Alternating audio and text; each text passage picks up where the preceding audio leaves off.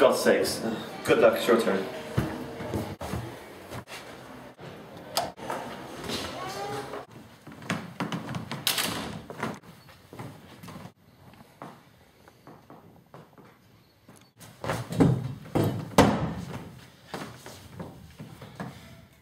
Do you know why you're here, Raimundo?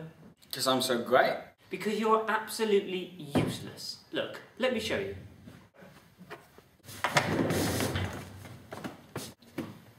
This is our company, running nice and smoothly. This is you.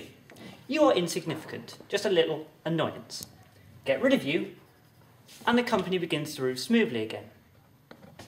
This is what happens if we keep you. You see my problem? Nope. Look, the bottom line is you're never going to be good at anything. Get out! Well, I could always follow my dream of being a fabric salesman. I said no!